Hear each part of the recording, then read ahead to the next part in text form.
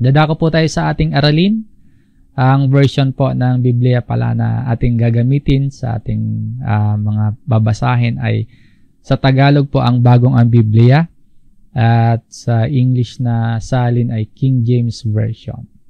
Lesson number 52 na po tayo sa ating pag-aaral sa Gospel according to Apostle John. Mga pangunahing talata po nating tatalakayin ngayon ay sa chapter 16, simula sa verse 16 hanggang sa verse 33.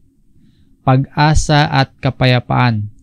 Para po sa iba, ikinakabit itong pag-asa at kapayapaan sa isang mahinang sabitan. May mga tao po, nakakabit yung kanilang pag-asa at kapayapaan sa kanilang kalusugan, o kaya sa kanilang pamilya, sa negosyo o sa mga ari-arian, o kaya sa posisyon sa trabaho or sa katungkulan sa lipunan. Na kapag nawala po yung mga nabanggit ko po, kapag nabawasan yung mga yun, nawawalan din sila ng pag-asa at kapayapaan. Bagamat masasabi po natin na God's blessing yung mga bagay na yon, na biyayang kaloob ng Diyos, yung mga bagay na meron tayo sa ating buhay, hindi po sapat yung mga pansamantala, hindi po sapat yung mga makalupang bagay para magkaroon tayo ng pag-asa at kapayapaan at totoong kagalakan. Kailangan po, ayon nga sa title ng ating lesson, sa pamamagitan ng pananampalataya kay Jesus. Kasi hindi po sapat yung mga tao at mga material na bagay lang at mga kayamanan lang. Dahil yung mga yun, hindi yun tiyak eh. Uncertain yung mga bagay na yun. At lahat po yun lumilipas. Pero hindi naman po natin sinasabi na wag na nating pahalagahan yung mga tao, na hindi na natin pahalagahan yung mga bagay-bagay dito sa lupa. Mahalaga po yon. Kailangan din natin yung mga yon. Pero hindi sapat yung mga yon kung wala tayong pananampalataya sa Panginoong Hesus. Kaya tandaan po natin din na sa pagkakaroon natin ng pananampalataya kay Hesus, totoo na magkakaroon tayo ng kagalakan, magkakaroon tayo ng pag-asa at kapayapaan, pero hindi po totoo ang pagtuturo ng iba ng isang mananampalataya daw po ay hindi na makakaranas ng pagsubok. Na kapag ang isang tao daw po ay sumampalataya sa Panginoong Hesus, hindi na makakaranas ng paghihirap at mga pag-uusig sa buhay. Hindi po totoo yun. Katunayan po, itong bahagi ng sulat ni Apostle John na pinag-aaralan natin ay inihahanda ng Panginoong Hesus ang 11 apostol na kausap niya sa mga sigurado or tiyak na mararanasan nila mga paghihirap, lalo na sa pag-alis ng Panginoon. At ang sitwasyon nila dyan, maaaring pabigat ng pabigat yung kalungkutan na nararamdaman ng mga apostol kasi po, palapit ng palapit yung katakdaan ng oras na mahihiwalay sa kanila ang Panginoong Hesus. Pero sa pinakahuling bahagi ng tagubili ng Panginoong Hesus na tatalakayin natin, makikita natin na ang salita ng Panginoon ay nagbigay ginhawa sa kanyang mga alagad. At para sa atin naman po, na pinag-aaralan ito ngayon, itong huling mga tagubili ng Panginoong Hesus, ang mga salita ni Jesus dito ay mai-apply at maging inspirasyon nawa natin sa atin namang pang-araw-araw na pamumuhay. Na atin pong matutunan yung kahalagahan ng pananampalataya kay Kristo at kung paano tayo nagkaroon ng pag-asa at kapayapaan sa gitna ng pagsubok. Meron tayong pag-asa at kapayapaan sa gitna ng mga hamon sa buhay.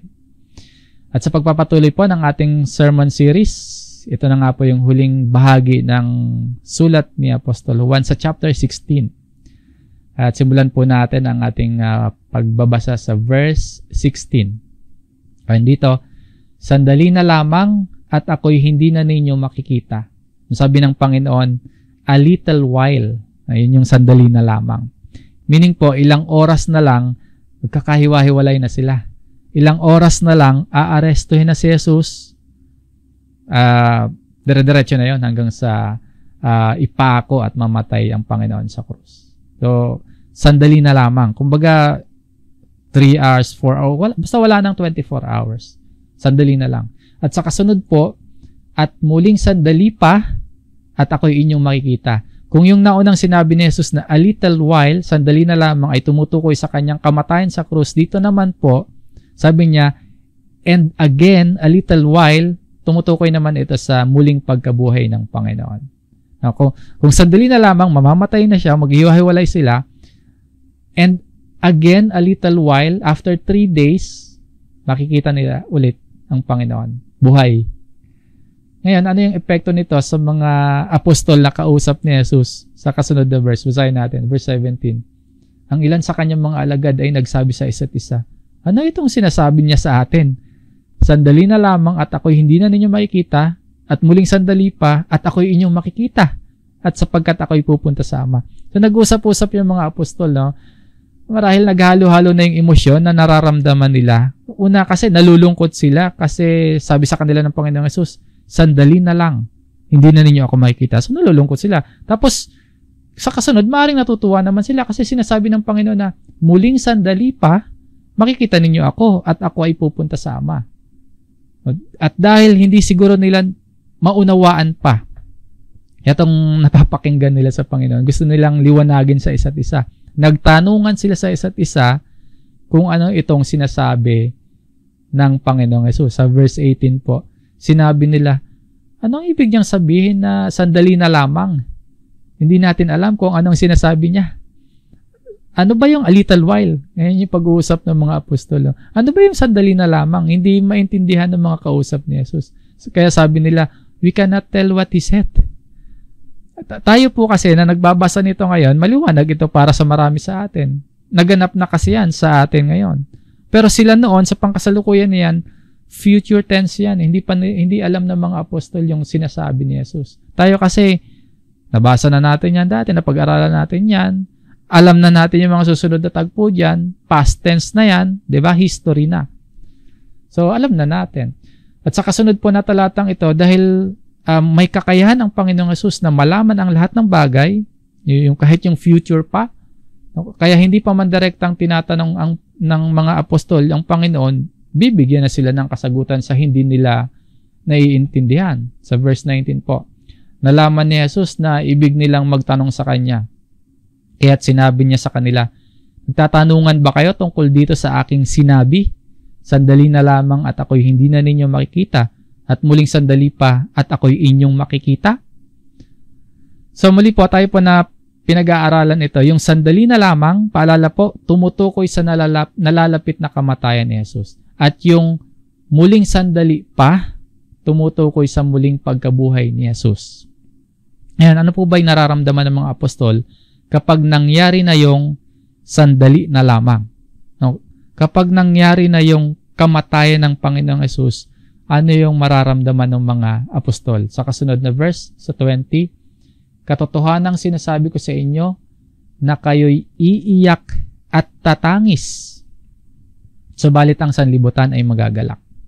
Iiyak yung mga apostol dahil sa mga paghihirap hanggang sa kamatayan na dadanasin ni Jesus. Tatangis yung mga apostol kasi yung leader nila sa loob ng mahigit 3 taon, yung inaasahan nila na magpapalaya sa kanila sa Roman Empire, pinapahirapan hanggang mamatay. Kaya iiyak sila at tatangis. Pero ang sanlibutan, particular po dito yung tinatawag na sanlibutan, yung mga Hudyo na nais talagang ipapatay ang Panginoong Hesus. Ayon po dito, ang nararamdaman nila ay kagalakan.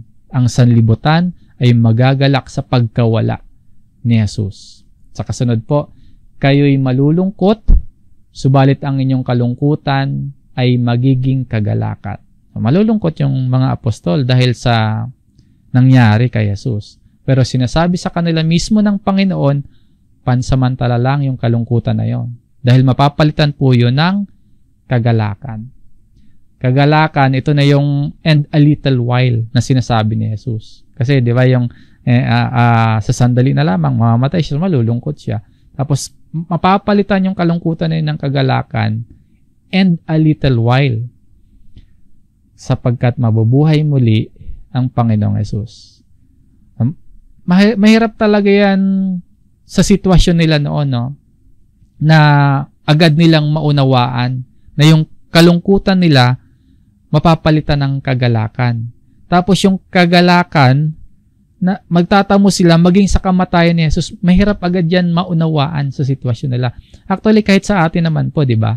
Kapag yung taong malapit sa atin ay namatay, nalulungkot talaga tayo. Pero kapag nag-sink in na sa isip natin na namatay bilang mananampalataya ang mahal natin sa buhay, nagkakaroon na tayo ng kagalakan.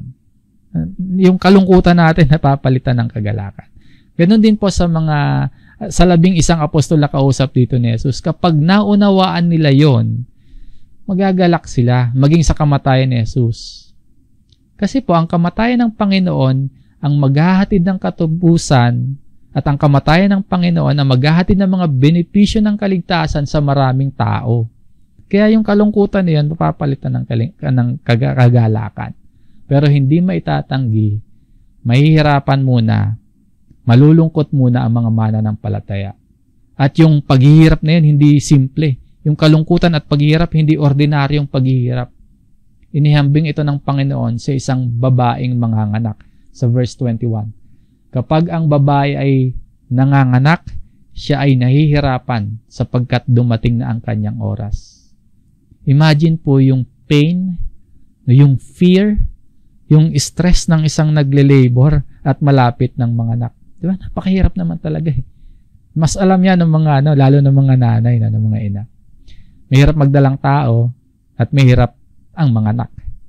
Sabi nga po, yung kasabihan, kapag ang isang ina, mga anak, nasa hukay na raw po yung isang paa. Lalo po nung panahon na yan. Lalong panahon ng Panginoong Jesus. Kaya mabigat yung ilustrasyon na ginamit dito ng Panginoon.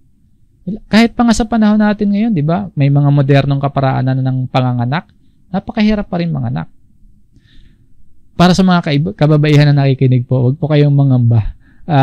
Mas mahirap naman talaga manganak. Pero bahagi ng buhay na nagmula pa sa panahon ni Eva at Adan. Mahirap manganak kahit sa anumang kaparaanan. Sa panahon nila, at sa panahon na moderno natin ngayon, mayroong mga proseso na ng panganganak, yung cesarean, yung twilight, o kaya yung normal na walang anesthesia. Kahit anong paraan, mahirap. Pero, alam din po natin, worth it. Mahirap siya, pero alam natin, rewarding. Pagkapanganak po, paglabas ng baby, nawawala at nakakalimutan ng isang ina ang dinaan ng hirap dahil nakita na niya yung kanyang anak. Kaya sabi ng Panginoong Jesus, ngunit pagkapanganak niya sa sanggol, ay hindi na niya naaalala ang hirap dahil sa kagalakan sa pagkapanganak sa isang tao sa sanlibutan. Muli po, ginamit itong ilustrasyon ng Panginoong Jesus sa daranasing paghihirap ng mga apostol sa pagkamatay niya. At mapapalitan ng kagalakan, yung paghihirap na yun, yung kalungkutan na yun, mapapalitan ng kagalakan, and a little while, yung sinasabi sa kanila ng Panginoon, magkikita din silang muli. Mapapalitan ng kagalakan. Sa verse 22 po, kayo sa ngayon ay may kalungkutan, ngunit muli ko kayong makikita. Magagalak ang inyong puso at walang makakapag-alis sa inyo ng inyong kagalakan. Na mawawala yung kanilang kalungkutan dahil makikita muli nila si Jesus. Makikita nila ang Panginoon buhay. Makikita nila na buhay na muli ang Panginoon. At bigyan pansin po natin ito yung epekto ng pagkabuhay muli ni Jesus. Kailangan manariwa din ito sa atin Bigyan pansin niyo po. Ano po yung epekto ng muling pagkabuhay ni Jesus? And your heart shall rejoice. Mula po ito sa pagiging malungkot sa muling pagkabuhay ni Jesus, nagkaroon sila ng kagalakan. At yung kagalakan sa puso na yon, hindi maaagaw ng sinuman. Yung kagalakan na yon, hindi maaagaw ng ano pa mang bagay. Yun yung mapapasa kanila sa muling pagkabuhay ni Jesus. At kung sa pangkasalukuyan nga nila, hindi pa yan nangyayari, kaya nagtatanungan sila. Di ba ganyan yung sitwasyon nila noon? Pero kapag nangyari na, yung itong araw na naganap na, hindi na sila magtatanong sa Panginoon. Sa kasunod po sa verse 23, sa araw na iyon, ay hindi kayo magtatanong sa akin ng anuman. No? And in that day, you shall ask me nothing. Yung araw na tinutukoy po dyan ng Panginoong Jesus, araw na siya ay mabubuhay na muli. Araw na siya ay aakyat sa langit. Hindi na sila magtatanong sa Kanya. Bakit po? Una, nasa langit na ang Panginoong Jesus. Ikalawa po, kung naalala po ninyo yung mga nagdaang lesson natin, pagkabuhay muli at pag-akyat ni Jesus sa langit, sa kanila na yung Espiritu Santo na ipinangako. Magkakaroon silang mang-aaliw. Meron silang gabay sa katotohanan at pangunawa. Kaya hindi na sila magtatanong sa Panginoong Jesus ng anuman. And bukod dyan, merong iniwanang pangako dito ang Panginoon para sa mga mananampalataya. Kapag sila ay mangangailangan, sa kasunod po, sabi po dito, katotohanang sinasabi ko sa inyo, kung kayo'y hihingi ng anuman sa Ama sa aking pangalan, ay ibibigay niya ito sa inyo. So, sinasabi ng Panginoong Jesus, whatsoever you shall ask the Father in my name, He will give it to you. Pangako ito, hindi lang para sa mga apostol na kausap ng Panginoong Jesus dito, kundi kasama po ang lahat ng mga tunay na sumasampalataya sa Panginoong Jesus. Ang pangako po, anuman ang ating hingin sa Ama, sa pangalan ni Jesus, ibibigay sa atin ng Amang Diyos. Sabi ng Panginoon sa mga kausap niya sa kasunod na talata sa verse 24, hanggang ngayon wala pa kayong hinihinging anuman sa pangalan ko. Hindi naman po ibig sabihin nito na hindi nananalangin itong mga kausap ng Panginoong Jesus, itong mga apostol, hindi nagpipray sa Amang Diyos.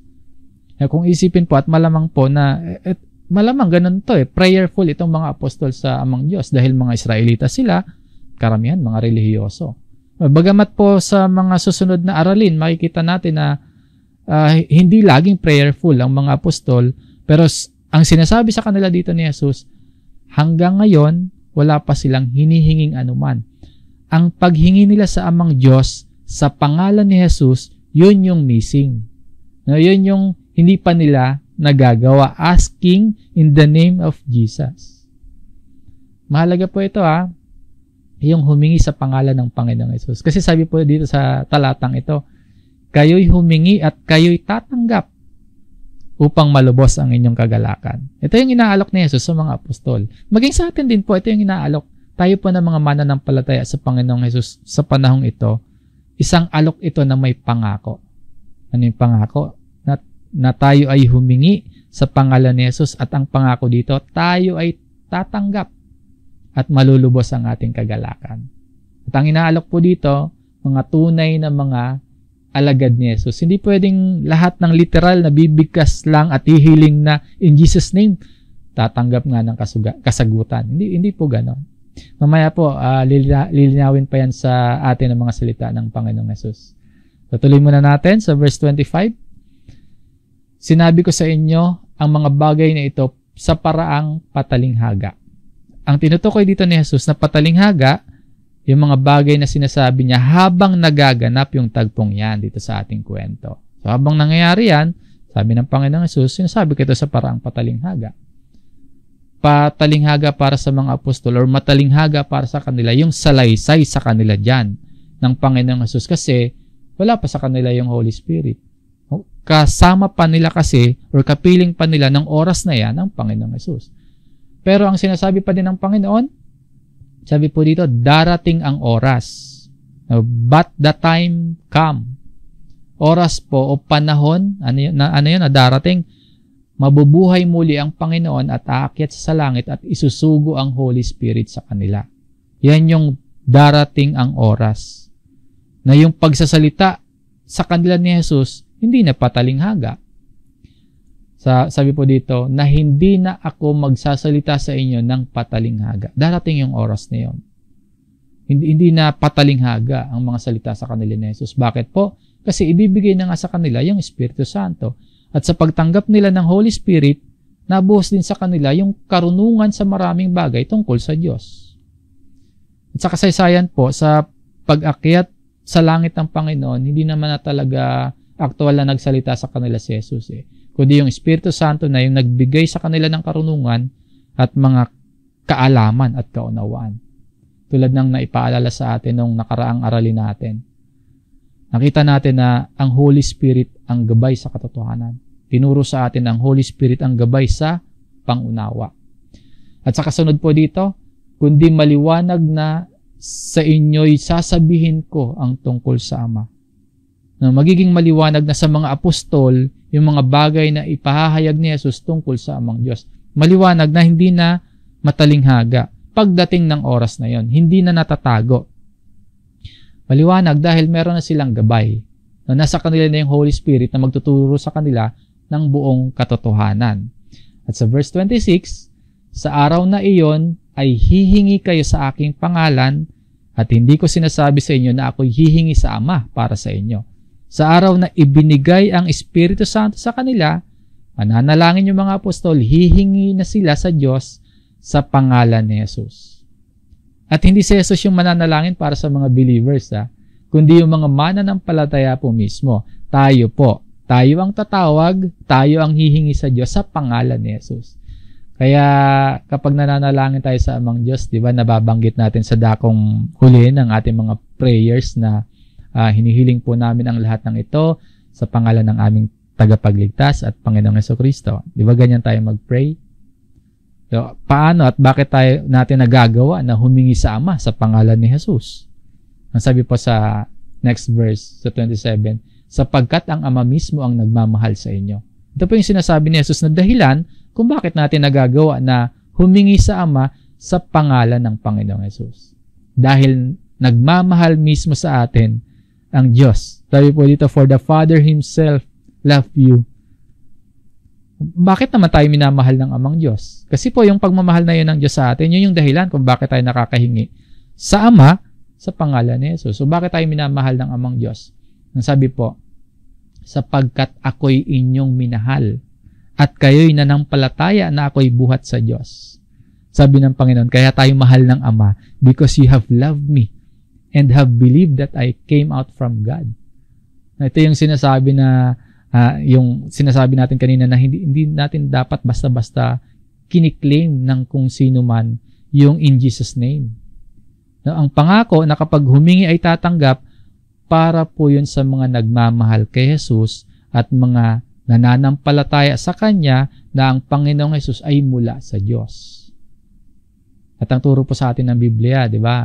Ang tunay na nagmamahal, ang tunay na nananampalataya kay Jesus, yung mga taong nagtitiwala, yung mga taong nakikinig at sumusunod sa mga salita ng mga utos ni Jesus. Yun yung mga nagmamahal at nananampalataya kay Jesus. So may condition po pala, no? We pray in Jesus' name at tatanggap tayo kung nakikinig at sumusunod tayo sa salita ni Jesus. Pwede na po. Sa pagpapatuloy po ng mga tagubilin ng Panginoon sa verse 28, ako'y nagbuhat sa Ama at dumating ako sa sanlibutan. Muli, iiwan ko ang sanlibutan at ako'y pupunta sa Ama. Ito po ang isa sa maraming talata ng Biblia na nagpapatunay po na si Jesus ay nag-e-exist na or umiiral na bago pa man siya magkatawang tao. Kasi may mga nagtuturo na iba, hindi daw po nag-e-exist si Jesus bago siya isilang ni Maria. Pero ito po, direktang paglalahad ni Jesus tungkol sa kanyang sarili. I came forth from the Father. Si Jesus ay nagbuhat sa Amang Diyos at sa Amang Diyos din siya pupunta. Nasa kasalukuyan, sa panahon natin ngayon, naroroon nga siya. Sa verse 29, sinasabi ng kanyang mga alagad, oo nga, ngayon nagsasalita kang malinaw at hindi patalinghaga. Diba kanina po matalinghaga? Kanina mahirap unawain para sa kanila yung mga salita ni Jesus. Ngayon naman po dito, naging malinaw na para sa kanila yung salita ng Panginoon. Dahil dyan, kanilang nasabi kay Jesus yung ganito. Ngayon ay nalalaman namin na nalalaman mo ang lahat ng mga bagay at hindi na kailangang tanungin ka ng sino man. Dahil dito ay sumasampalataya kami na ikaw ay nagbuhat sa Diyos. Growing yung faith ng mga apostol, no? Bagamat malayo pa, pero malayo na rin yung improvement. Napansin niyo po? Bagamat hindi pa binibigay sa kanila yung Holy Spirit, nalaman na nila na naniniwala sila na nalalaman ni Jesus ang lahat ng mga bagay. At dahil sa pagkatanto nila ng ganon, nasabi nila na sumasampalataya sila na si Jesus po ay nagbuhat sa Diyos. Masasabi natin na ang kalamang ito na nasa kanila sa panahon na yan ay hindi paganap kumpara sa panahong ibinigay na sa kanila yung Holy Spirit ng panahon na umakyat si Jesus sa langit. Na lumago yung kanilang pananampalataya, pero hindi pa ganap. Dahil sa sumunod na talata, ang naging reaksyon ni Jesus, ganito po sa verse 31. Sinagot sila ni Jesus, ngayon bagay nagsisisampalataya kayo? No, isang katanungan yung naging reaksyon ng Panginoong Hesus sa mga apostol. Matapos nilang masabi na sila'y sumasampalataya sa Panginoong Hesus na ang Panginoon ay nagbuhat sa Diyos. Nasabi natin na hindi pa ganap yung kanilang kaalaman dahil hindi pa binibigay yung Espiritu Santo sa kanila. Dahil ang sumunod pong sinabi ng Panginoong Hesus sa verse 32, narito ang oras ay dumarating at dumating na nga na kayo'y magkakawatak-watak ang bawat isa sa kanyang sarili at ako'y iiwan ninyong mag-isa. Subalit hindi ako nag-iisa sapagkat ang Ama ay kasama ko. Behold, an hour is coming and has already come. Sabi po dito, dumating na nga. Sobrang lapit na yung oras, aarestuhin na rito ang Panginoong Hesus, dadakpin na siya dito. Ano ang mangyayari sa mga apostol? Na kayo'y magkakawatak-watak, ang bawat isa sa kanyang sarili, at ako'y iiwan ninyong mag-isa. Sa record po ni Marcos sa kanyang sulat, ganito po yung nakasulat nung aarestuhin ang Panginoong Hesus sa halamanan sa Gethsemane. Sa Marcos chapter 14, sa verse 50, sabi po dito, iniwan siya ng lahat at tumakas sila. Natupad yung sinabi ni Jesus sa kanila, no? At nagkanya-kanya yung mga apostol, nagkawatak-watak sila. Iniwang nag-iisa ang Panginoong Hesus. Again, tandaan po natin na sinasabi ito sa kanila ni Jesus hindi para malungkot lalo yung mga apostol. Sinasabi ito sa kanila ni Jesus na ganyan yung mangyayari kasi gusto ng Panginoon na lumakas ang loob ng mga apostol. Kaya sabi ng Panginoong Hesus sa kasunod, subalit hindi ako nag-iisa sapagkat ang Ama ay kasama ko. Nung sinasabi ng Panginoon, kung darating at talagang mangyayari naman na iiwanan siya ng mga apostol, hindi naman siya nag-iisa dahil kasama ni Jesus ang Amang Diyos. Tinulungan ng Amang Diyos na mairaos ni Jesus ang paghihirap na kailangan niyang danasin para maganap po yung pagtubos ni Jesus sa pamamagitan ng kanyang kamatayan sa krus. Malinaw po, no? Si Jesus hindi nag-iisa. Kasama niya ang Ama. Pero hindi inalis ng Ama ang kailangang pagdaan ng hirap ni Jesus. Kaya, masasabi din po natin na parte talaga ng buhay Kristiyano ang paghihirap. Ang Panginoon, kasama niya ang Ama, pero hindi inalis ng Ama yung paghihirap. Tayo po sa ating pagsunod sa Panginoong Hesus, yung buhay Kristiyano, parte talaga po ang paghihirap. Ang maganda lang, kasama natin ang Diyos.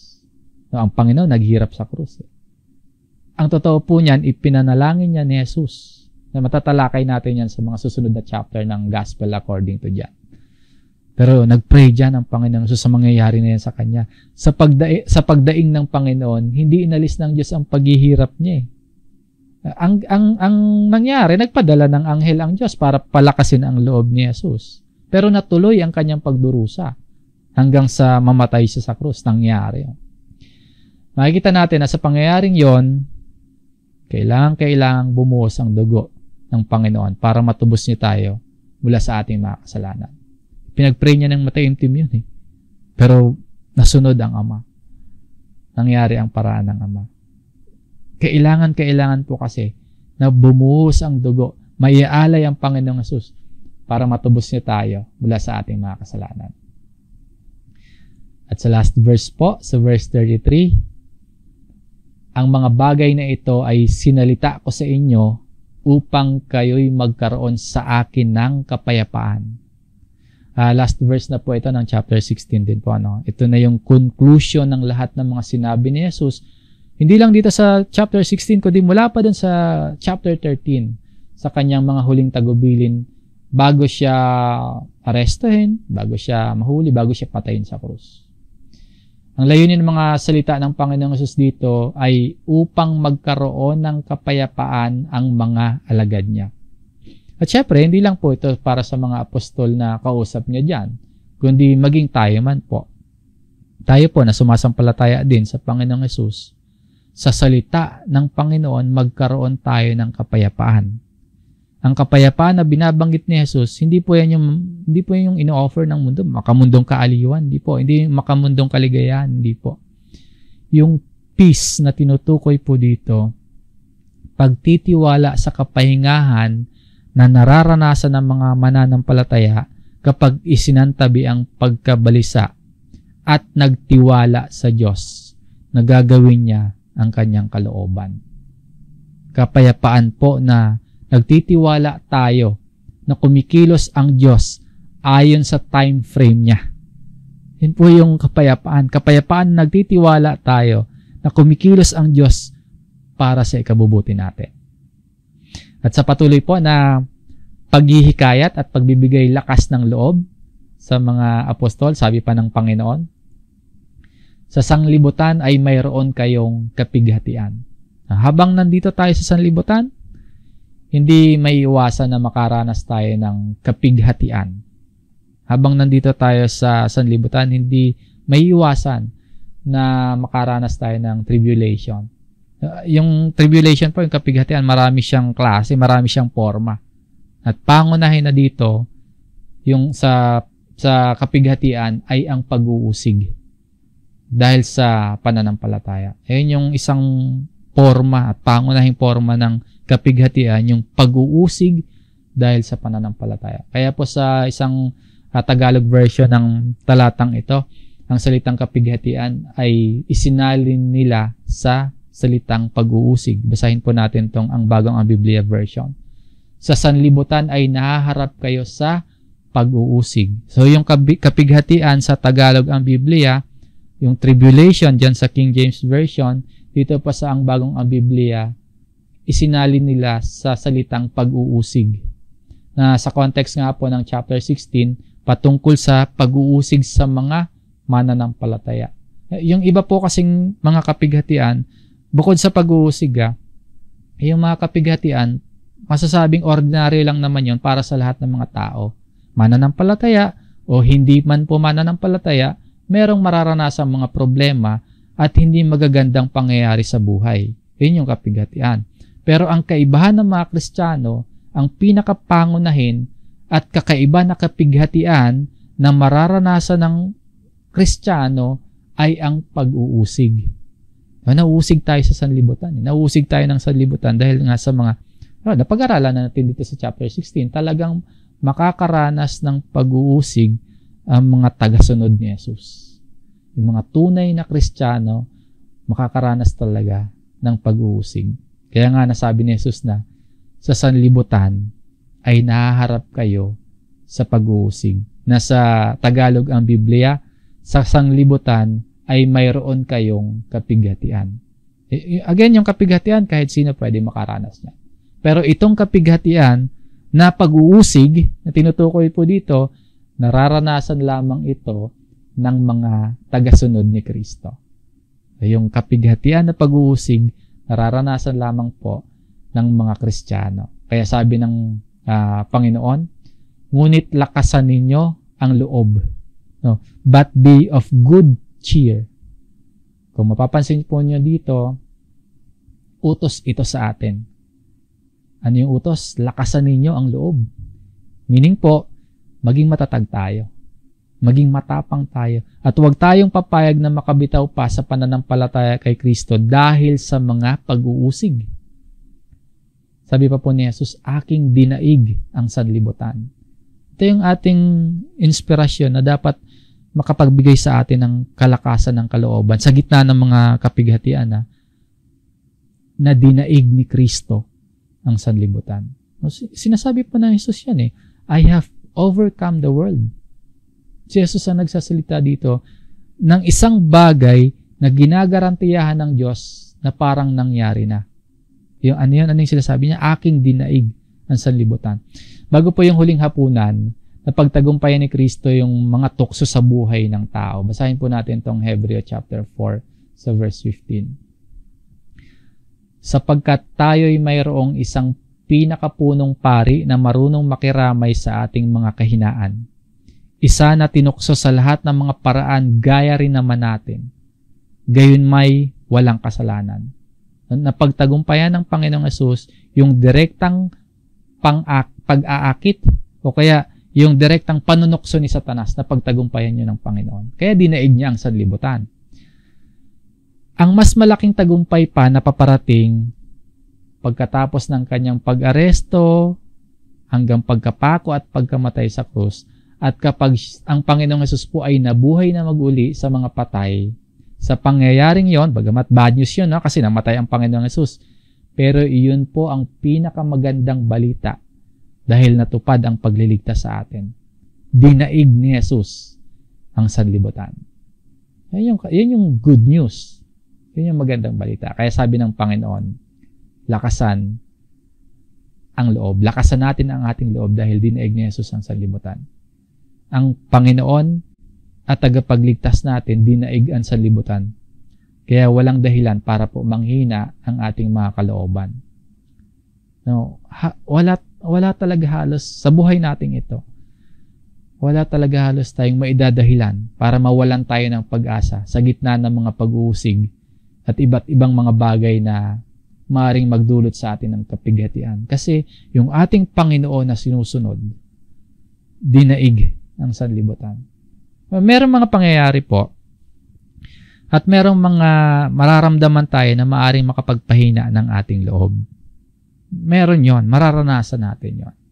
Pero nawa, ang salita ng Panginoon na ating pinag-aralan, tunay na magbunga sa iyo ng kalakasan ng loob. Ano ba yung tawag natin dyan? Nasa salita ng Panginoon ay nare-recharge tayo. Nasa salita ng Panginoon nare-refresh tayo, pinapalakas tayo. So, lakasan po natin ang ating loob. Dinaig ni Hesus ang sanlibutan. Yung mga pagsubok na ating pinagdadaanan, meron niyang purpose, meron niyang layunin. At yung mga pagsubok na pinagdadaanan natin sa buhay na ito, meron niyang hangganan, meron niyang katapusan. Yung ating kaligtasan at pag-asa na kay Hesus lamang. Sa kabila po ng anumang nararanasan at pinagdadaanan natin ngayon, posible po na makaranas tayo ng kapayapaang inaalok sa atin ng Panginoon. Kaya po, huwag tayo mawawala ng pag-asa. Ang ating pananampalataya kay Jesus, nagbibigay daan yan sa atin upang magkaroon tayo ng kapayapaan at kagalakan sa gitna ng mga pagsubok sa buhay. Sa ating pag-aaral po ngayon, ipinapaabot ng Panginoong Jesus ang kanyang pangako ng kapayapaan at tagumpay. At tayo po ay inaanyayahan na manampalataya at magpatuloy tayo sa kanyang landas. Sa ating pagtatapos po bilang aplikasyon at mga huling obserbasyon, una, sa panahon po ng kapighatian o sa panahon ng mga pag-uusig, maglaan po tayo ng mas maraming oras sa salita ng Diyos. Ang panahon po ng kalungkutan at panahon ng pag-uusig ay hindi panahon para pabayaan natin ang ating Biblia. Mabuti po na mauna na nating hanapin ang salita ng Panginoon bago pa dumating yung mga pagsubok para equip tayo, para handa tayo, para magkaroon tayo ng karunungan at para malampasan natin ang pagsubok. Pero kung umaharap na tayo ngayon sa mga pag-uusig, kung naharap na tayo sa mga kapighatian, kailangan po nating dagdagan ang inilalaan nating oras para sa salita ng Diyos. Minsan po kasi baliktad ang solusyon natin eh. Kung tayo nagkakaproblema, saka pa tayo nagbabawas ng oras sa salita ng Diyos. Kung tayo pa ay humaharap ngayon sa mga pag-uusig, mga pagsubok at mga kapighatian, kailangan po nating dagdagan ang inilalaan nating oras para sa salita ng Diyos. So, ang tamang solution po, dagdagan ang oras para sa Biblia. Pangalawa, sa panahon ng pag-uusig, gumugol po ng mas maraming oras sa pagdarasal. Dito sa ating pinag-aralan, sinabi ni Jesus sa mga apostol, humiling sa Ama sa pamamagitan ng kanyang pangalan. So, humingi sa Diyos at tayo ay tatanggap. Maglaan ng mas maraming oras sa pagdarasal sa mga panahon po ng pag-uusig. Number 1, sa salita ng Diyos. Number 2, sa pananalangin, maglaan ng mas maraming oras.